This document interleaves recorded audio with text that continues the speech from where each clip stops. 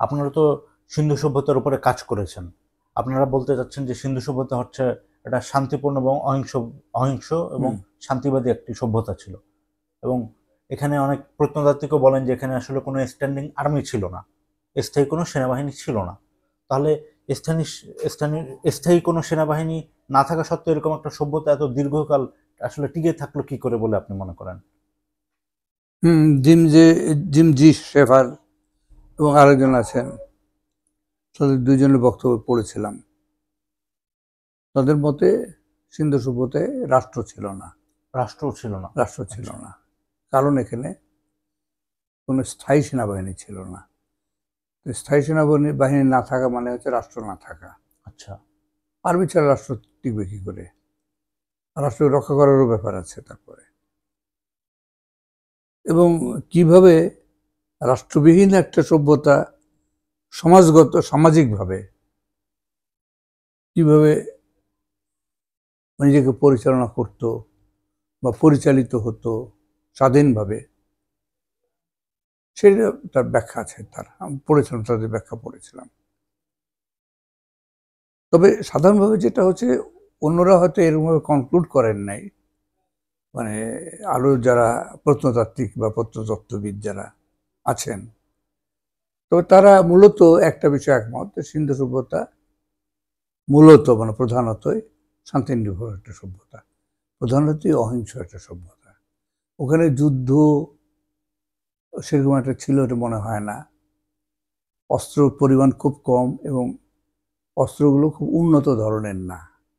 উন্নত অস্ত্র পাওয়া যাচ্ছে না ওখানে, মানে যেগুলো যুদ্ধের জন্য খুব একটা উপযোগী না। যেসব অস্ত্র পাওয়া গেছে, বিভিন্ন ধরনের কুড়াল, মানে ছুরি, এই ধরনের যেসব পাওয়া যায়, যে এগুলো যুদ্ধের উপযোগী সেভাবে না। এটা হচ্ছে পণ্ডিতদের মত আর কি, সামগ্রিক। এখন তো বিরাট এলাকাব্যাপী আবিষ্কার হয়েছে, 10 থেকে 12 লক্ষ বর্গ কিলোমিটার ব্যাপী সভ্যতা বিস্তৃত ছিল। আফগানিস্তান থেকে আফগানিস্তান একটা অংশ, গোটা পাকিস্তান, ভারতের হচ্ছে কাশ্মীর, তারপরে এদিকে হচ্ছে হরিয়ানা, উত্তরপ্রদেশ পর্যন্ত ছিল একটা অংশ, বিস্তৃত, বিস্তৃত ছিল। বিশাল সভ্যতা। উত্তরপ্রদেশের একটা অংশ, ওদিকে হচ্ছে রাজস্থান গুজরাট পর্যন্ত আয়তনের দিক থেকে প্রাচীন সভ্যতার মধ্যে সব থেকে বড় সভ্যতা সবচেয়ে সম্ভবত। বড় সভ্যতা। মিশরীয় এবং সমকালীন মিশর অনেক বড় ছিল। এবং ব্যাবিলন, এই দুই সভ্যতা মিলে যে আয়তন ছিল, তার থেকেও বড় ছিল। সিন্ধু সভ্যতা তার মতোই প্রায়, বা একটু বেশি হতো তাদের চেয়েও। দেখুন, মানে এই দুই সভ্যতার সমপরিমাণ আয়তনের চেয়েও বেশি ছিল সম্ভবত সিন্ধু সভ্যতা। সমপরিমাণ তো বটে দুই সভ্যতার। এত বিশাল সভ্যতা আসলে টিকারও তো টিকার হ্যাঁ, মানে এটা আমার টিকলো কিভাবে, এটাও তো এইটার একটা। কোনো ব্যাখ্যা নাই, আমি পাই নাই। এটা কি করে এই সভ্যতা টিকেছিল, এটা আমার নিজের ব্যাখ্যা আছে। আচ্ছা। হ্যাঁ, আমি ইয়েতে এটা সিন্ধু সভ্যতার রাষ্ট্র দর্শন আমার লেখা আছে, সেখানে আমি এইটা ব্যাখ্যা করার চেষ্টা করেছি। সেটা হচ্ছে উপমা বা দৃষ্টান্ত দিয়ে তো মানুষ বোঝার চেষ্টা করে। আমি বোঝার চেষ্টা করছি, সেটা হচ্ছে রোমের অভিজ্ঞতা, রোমের দৃষ্টান্ত, রোমে। প্রাচীন প্রাচীন রোমান সাম্রাজ্যের যে দৃষ্টান্ত, সেটা হচ্ছে রোম তো একসময় প্রজাতান্ত্রিক ছিল। গণতান্ত্রিক এবং প্রজাতান্ত্রিক রাজতন্ত্র ছিল না রোম সাম্রাজ্যে। বহু মানে 2000 বছর আগে, আজ থেকে ওইরকম একটা সময় ওখানে রাষ্ট্র ছিল, সাম্রাজ্য ছিল, কিন্তু রাজতন্ত্র ছিল না। এই রাজতন্ত্র থেকে প্রজাতন্ত্রকে রক্ষার জন্য সেখানে ইটালিতে, রোম মানে ইটালি তো, তো ওই রোমনগর থেকে আরো অনেক উত্তরে একটা নদী ছিল, সেটা রুবিকন নদী। এইটা ইটালিকে প্রায় 2 ভাগ করে চলে গেছিল, নেমে গিয়েছিল মাঝামাঝি। ওই নদী পার হওয়া কোনো সৈন্যবাহিনীর জন্য বা সেনা দলের জন্য নিষিদ্ধ ছিল। যদি কেউ ওটা অতিক্রম করে রোমের দিকে পা দিত, রোমের যেখান থেকে রোমের সীমানা শুরু হয়েছে, মানে সমভূমি শুরু হয়েছে, নদী পার হলে হত্যা করা হতো যারা পার হতো তাদের। সেনাবাহিনীর কোনো সদস্য অস্ত্র নিয়ে পার হওয়া নিষিদ্ধ ছিল। এটা শত শত বছর ধরে সেখানে মেনে এসেছিল রোমানরা, প্রজাতন্ত্রকে বাঁচানোর জন্য, প্রজাতন্ত্রকে রক্ষা করার জন্য, যাতে কেউ এসে ক্ষমতা দখল করতে না পারে অস্ত্র জোরে। কারণ গণতন্ত্র, প্রজাতন্ত্র এবং গণতন্ত্র, সেখানে তো মারামারির ব্যাপার নাই, গায়ের জোরের ব্যাপার নাই, অস্ত্রের জোরের ব্যাপার না। মানুষ নির্বাচিত করবে, হ্যাঁ, তাদের নির্বাচিত হতো, জনপ্রতিনিধি। সেখানে জনমতের ব্যাপার ছিল, খোলামেলা আলোচনা হতো, তার ভিত্তিতে সিদ্ধান্ত হতো। রাজকীয় সিদ্ধান্তের ব্যাপার ছিল না। ওই ধরনের অভিজাততন্ত্র ছিল, অভিজাতদের সুযোগ সুবিধা ছিল, কিন্তু বংশগত মানে শাসন ব্যবস্থা ছিল না। ওখানে প্রজাতান্ত্রিক এবং গণতান্ত্রিক মানে শাসক নির্বাচিত হতো এবং গোটা ব্যবস্থাটা নির্বাচনমূলক ব্যবস্থা প্রতিষ্ঠিত ছিল। তো সেই জায়গা থেকে রোমকে বের করার জন্য প্রথম আঘাতটা হলো জুলিয়াস সিজার। তিনি তার আগে গোটা ইউরোপের উত্তর দিক থেকে বহু অঞ্চল জয় করেছিলেন। এগুলো জয় করার পরে তার বিরাট ভাবমূর্তি তৈরি হয়েছিল ইটালিতে। এইটা সুযোগ নিয়ে তিনি তার সেনাবাহিনী দিয়ে ওই রুবিকন নদী পার হয়ে রোম দখল করলেন এসে, এবং প্রজাতন্ত্র উচ্ছেদ করলেন। অবশ্য তিনি বাঁচতে পারেননি বেশি দিন, তার বন্ধুরা তাকে হত্যা করেছিল, কিন্তু প্রজাতন্ত্রটা ধ্বংস হয়ে গিয়েছিল। আচ্ছা, রাজতন্ত্র প্রতিষ্ঠিত হয়েছিল। রোমের ব্যাপারটা আলাদা, তো যুদ্ধ নির্ভর সভ্যতা। সিন্ধু সভ্যতা কিন্তু এইভাবে রাজ্য জয় করে বেড়ায় নাই, ভূমি অধিকার করে বেড়ায় নাই, যুদ্ধ ওখানে ছিল না সেইভাবে। এগুলো আমি আলোচনা করেছি, আমি এবং চঞ্চল, শামসুল আলম চঞ্চল, আমাদের দুজনের অনেক মানে লেখা আছে, যৌথ কাজ আছে। আমরা যেটা বলেছি, আমি নিজে যেটা মনে করি, আলাদাভাবেও বলেছি, চঞ্চলের সঙ্গে যৌথভাবেও বলেছি, যে সিন্ধু সভ্যতা প্রতিষ্ঠিত ছিল মূলত নদী নিয়ন্ত্রণ ব্যবস্থার উপরে। এটা নদী নিয়ন্ত্রণ ভিত্তিক এক সভ্যতা ছিল। নদী নিয়ন্ত্রণটা ছিল স্লুইস গেটস বা জলকপাটযুক্ত বাঁধ দ্বারা নিয়ন্ত্রিত। নদী নিয়ন্ত্রণ ব্যবস্থা, নদীকে নিয়ন্ত্রণ করা হয়েছিল শুধু বাঁধ দিয়ে না, স্লুইস গেটস ছিল মাঝখানে, আড়াআড়ি বাঁধ এবং মাঝখানে জলকপাট থাকতো, যা দিয়ে জলপ্রবাহকে, নদী প্রবাহকে নিয়ন্ত্রণ করা হতো, নিয়ন্ত্রণ করা যেত। এইটা গোটা সিন্ধু সভ্যতায়, এইটা ঋগ্বেদ পড়ে বোঝা যায়। আমাদের ফাইন্ডিংটা তো মূলত ঋগ্বেদ পড়তে গিয়ে হয়েছিল। এটা পড়লে বোঝা যায় যে সিন্ধু সভ্যতা নদী নিয়ন্ত্রণ ব্যবস্থার উপর প্রতিষ্ঠিত। তার সঙ্গে আর্কিওলজির কিছু কাজ তো আছে। এগুলো যে বিশেষ করে সিন্ধু থেকে গঙ্গা এক সভ্যতার পথযাত্রা, যেটা বেরোচ্ছে, কয়েক খণ্ডে বেরিয়েছে, তৃতীয় খণ্ডের মানে শেষ পর্যায়ে আছে আমরা, চঞ্চল আলম, শামসুল আলম চঞ্চল আর আমি, আমাদের দুজনের কাজ। বইটা অসমাপ্ত, এখন সমাপ্তির দিকে আমরা আছি, হয়তো কিছুদিন মধ্যে শেষ করতে পারবো। 3 খণ্ডে আমরা আলোচনা, 2 খণ্ড প্রকাশিত হয়ে গেছে, 2 খণ্ড প্রকাশিত হয়েছে, তৃতীয় খণ্ড একাংশ প্রধান অংশ প্রকাশিত হয়েছে, কিছুটা বাকি আছে লিখতে। তো আমরা সেখানেও সিন্ধু সভ্যতা এই যে কত, এখন তো অনেক আবিষ্কার হয়েছে, ওই ধরনের বাঁধের চিহ্ন পাওয়া যাচ্ছে আরো।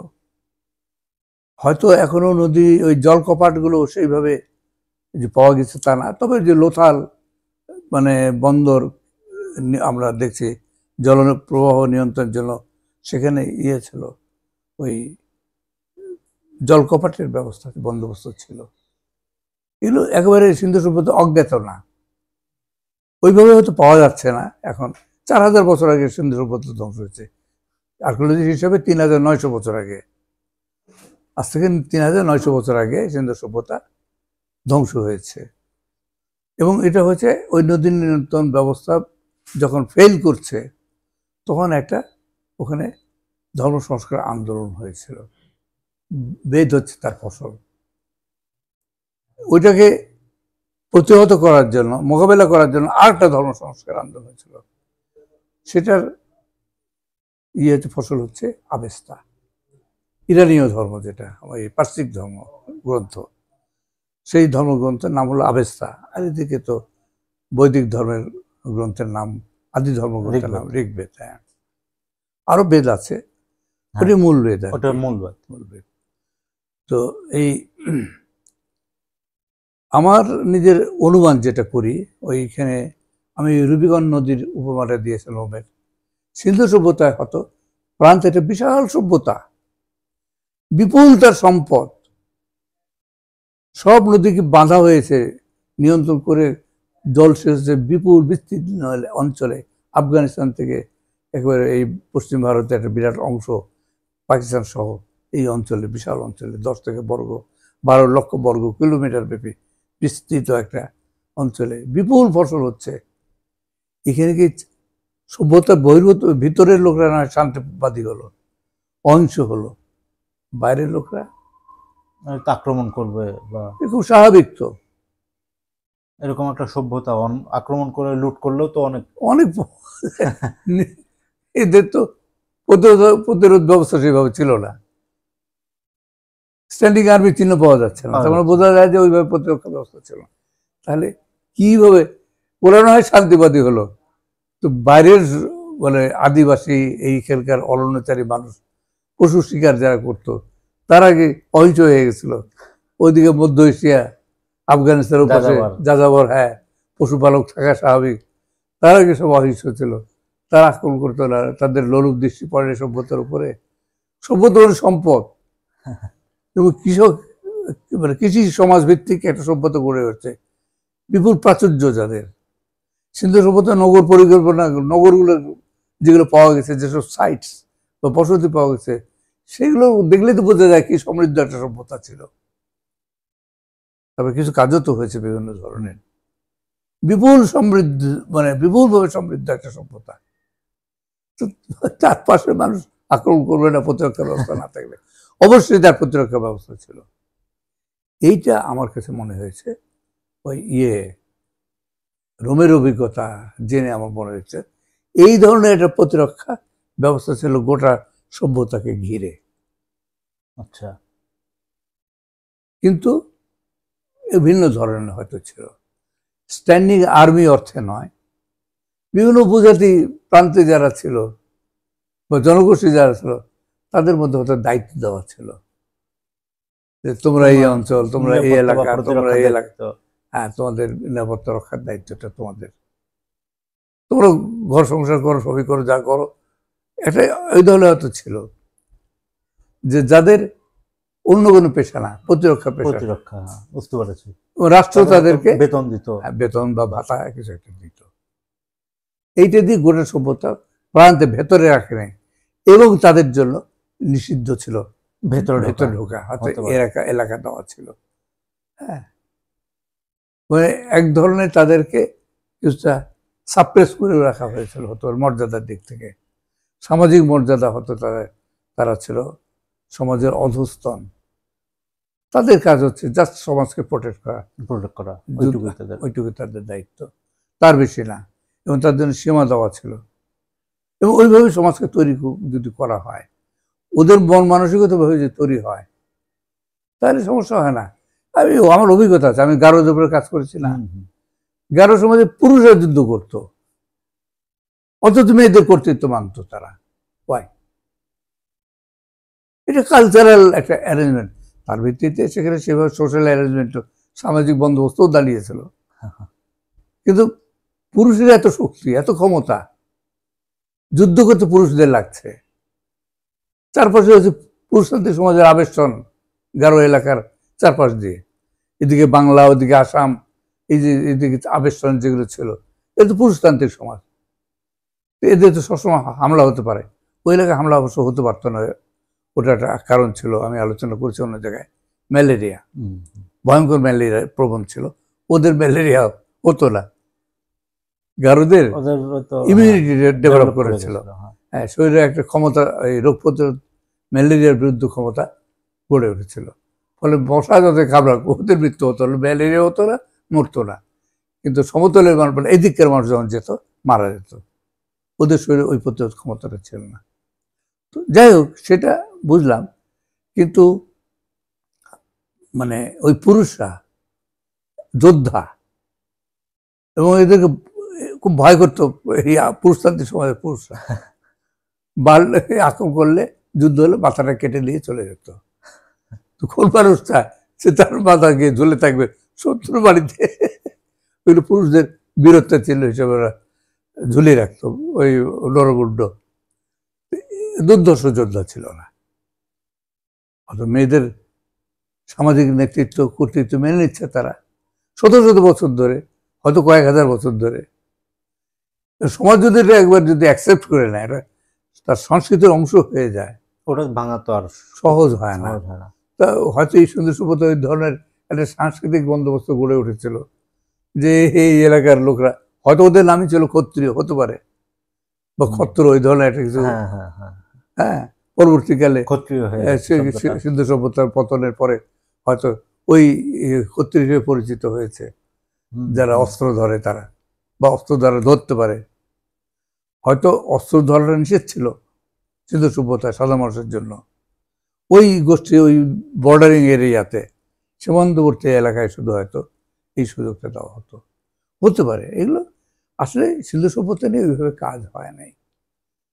আবিষ্কার হয়েছে প্রচুর, কিন্তু এর মূল্যায়নের চেষ্টা আমার কাছে মনে হয় তেমন একটা হয়নি। এখানে সবচেয়ে বড় ল্যাকিং হচ্ছে সিন্ধু সভ্যতার লিপির পাঠোদ্ধার তো হয়নি। লিপিমালা যা পাওয়া গেছে, অনেক লিপি তো পাওয়া গেছে, প্রচুর লিপিমালা আবিষ্কার হয়েছে, মানে পাওয়া গিয়েছে, কিন্তু পাঠোদ্ধার হয় নাই। ফলে সিন্ধু সভ্যতার ভাষা আমরা জানি না। যে রেকর্ডগুলো আছে সেগুলো পাঠোদ্ধার না হওয়া মানে আমরা সাহিত্য, সিন্ধু সভ্যতা সাহিত্য সম্পর্কে জানতে পারছি না, বিবরণ পাচ্ছি না। সমাজ কেমন সেভাবে ওই ইয়ে দেখে, ওটা কি বলে, নগরবিন্যাস দেখে, ইয়েভাবে প্রত্নতাত্ত্বিকভাবে যে আবিষ্কারগুলো হচ্ছে তার দেখে আমাদের বিচার করতে হয় বা চিন্তা করতে হয়, অনুমান করতে হয়। লিখিত ডকুমেন্ট নাই সেই অর্থে। আছে ঋগ্বেদ। ঋগ্বেদ, হ্যাঁ হ্যাঁ। ঋগ্বেদ পড়লে বোঝা যায় এটা সিন্ধু সভ্যতার দলিল, লিখিত দলিল। একটা বিশেষ পরিস্থিতিতে ঋগ্বেদ সৃষ্টি হয়েছিল, সেটা বোঝার ব্যাপার আছে। এই জন্য বৈজ্ঞানিক দৃষ্টিভঙ্গি দরকার। ধর্মাচ্ছন্ন দৃষ্টিভঙ্গি দিয়ে তো ঋগ্বেদের অর্থ উদ্ধার ওইভাবে করা যাবে না, মর্মোদ্ধার করা যাবে না। আবার ওই ভারতকে ইউরোপীয় দৃষ্টিভঙ্গি থেকে যারা পদোন্নতি ছিল, পদোন্নতি থাকবে, এদের আবার কিসের গৌরব, এদের আবার ইয়ে নিয়ে আমরা ইয়ে করবো নাকি, গৌরবান্বিত করতে যাব নাকি, এরকম দৃষ্টিভঙ্গি থাকলে তো, উপনিবেশবাদী দৃষ্টিভঙ্গি থেকে তো ঋগ্বেদ বোঝা যাবে না ওইভাবে। ইউরোপ বুঝতে চায় নাই। ভারতীয়দের মধ্যে অন্ধত্ব আছে, ধর্মাচ্ছন্নতা আছে, হিন্দু যারা বিশেষ করে, মুসলমানদের তো আগ্রহী নাই এটার প্রতি সাধারণভাবে আর কি। এভাবে তো হয় না। আসলে ঋগ্বেদ এবং সিন্ধু সভ্যতা এই দুটোকে নির্মোহভাবে বোঝার চেষ্টা করা উচিত। দুটোকে মেলানো দরকার। মেলানোর সময় অনেক আগে হয়েছে। সিন্ধু সভ্যতা আবিষ্কার পর থেকেই আসলে ঋগ্বেদ এবং সিন্ধু সভ্যতা মিলিয়ে বোঝার সুযোগটা হয়েছিল। সেহেতু প্রায় 100 বছর হয়ে গেছে, 100 বছর পার হয়ে গেছে। সিন্ধু সভ্যতার আবিষ্কার হচ্ছে আজ থেকে, শুরু হয়েছে আজ থেকে 100 বছর আগে। এখন পর্যন্ত সেভাবে কাজ হয়নি। এই কাজটা আমাদের করতে হবে। আমাদের অতীতকে জানার জন্য, আমাদের ভবিষ্যৎ নির্মাণের জন্য অতীতকে জানতে হবে। সেই জন্য আমাদের সিন্ধু সভ্যতার কি বলবো, নতুন করে অধ্যয়ন দরকার। এবং সেটা করতে গেলে ঋগ্বেদকে আমাদেরকে বুঝতে হবে, ভালোভাবে বোঝার চেষ্টা করতে হবে, মুক্ত দৃষ্টি থেকে, ধর্মীয় বিশ্বাস নিয়ে নয়, মুক্ত দৃষ্টিতে নির্মমভাবে আমাদের বোঝার চেষ্টা করতে হবে। সেই কাজটা করার দরকার।